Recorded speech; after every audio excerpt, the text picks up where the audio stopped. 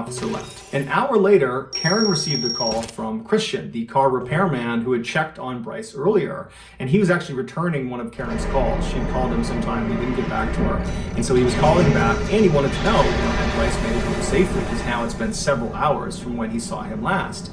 And Karen would tell Christian, actually, no, after you left, my son did not leave Buttonwillow. He just went down the road to a parking lot, but the police actually were just over there that checked on him, and now I'm certain he's making his way home. Christian, who felt kind of invested in what was happening with Bryce, would say to Karen, hey, I don't mind driving over there and just confirming he has left this parking lot. But Karen would say, you know what, I'm confident he's on his way. Don't worry about it, you're too kind. So they hang up, and afterwards, Christian, even though he didn't have to, he decides, I'm going to go over there and make sure Bryce really has left, because obviously something strange is going on here, and if there is some problem, maybe I can assist. And so he drives over to this hotel parking lot, and he really was not expecting to see Bryce there. But he pulls into the lot, he's still in the middle of the lot, but Bryce, in his 2003 Toyota Highlander, is staring out the front of his car. And so this time, Christian pulls up right next to him, parks the car, he walks right up to the window, and is a little bit more forceful, friendly, but forceful with Bryce.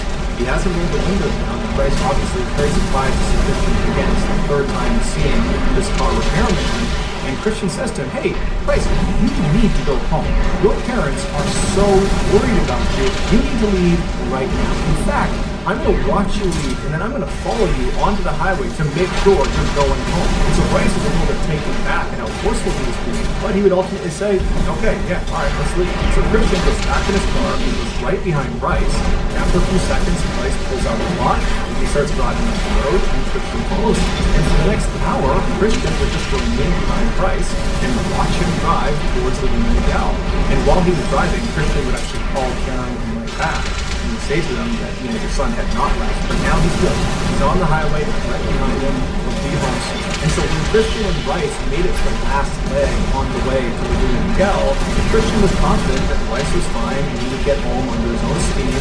He wasn't driving erratically, everything seemed normal. And so Christian pulled up alongside Bryce and waved to him to say, I'm leaving. And then he turned around and headed back to Buttonwillow. Shortly after this, Karen called Bryce. Bryce picked up the phone, he's still driving. And Karen tells him, okay, you're going to give me landmarks of the things you're seeing as you're driving so that I know you're actually driving home. But Bryce refused to give them to her. He would say, I can't see anything out my window. It's too dark and I don't know where anything is. And so despite Karen and Mike getting so frustrated with him, saying, come on, tell us something, give us a sign, a road sign, anything, tell us anything around you, Bryce didn't give them any information. And so finally, at about 2 a.m., when Bryce really should have been in Laguna Niguel or very close, he tells the parents over the phone that he's too tired to continue and he needs to pull over and take a nap.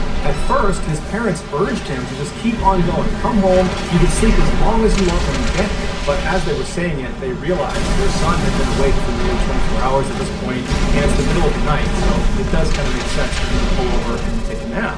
And so they said, okay, pull over, but as soon as you wake up, you need to call us so we know you're back on the road. So Bryce says, no problem, I'll do that. And they hang up. Several hours later, at 8 a.m., Karen and Mike have still not heard from their son, and they're telling themselves that he's probably just sleeping, he's totally exhausted, I'm sure he's fine, and then they hear the doorbell. And they're immediately so relieved because they're thinking, Bryce is here, he's finally arrived, thank goodness. They run to the door, they open it up, and it's not Bryce, it's a police officer. And the officer asked them, do you own a 2003 Toyota Highlander car? And Mike and Karen's heart sank and they said, yes, their son Bryce owns that car. The officer told them that the car had been located a few hours earlier at the bottom of a 25-foot cliff near Castaic Lake.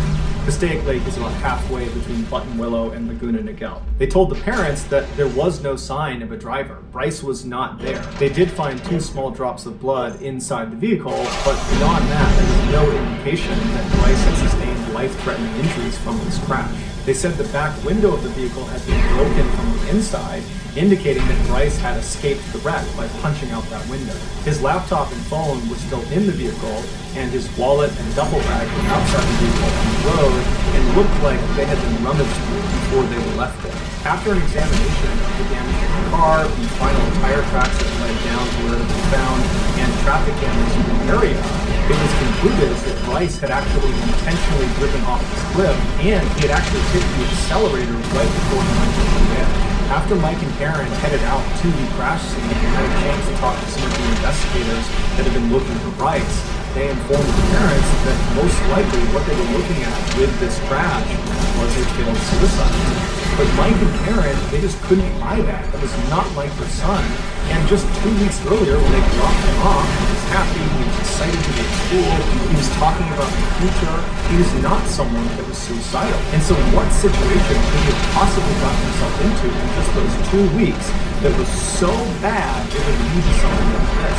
It made investigators and parents wonder, was Bryce hiding something? What did he mean when he said he had a lot to talk about? Did that have something to do with this thing he was hiding? A huge search was launched in and around the area where the car had been found, with hundreds of people on horseback, on ATV, on foot, there were helicopters in the air. They put divers in the lake. I mean, they looked everywhere for days and days and days, but nothing was found.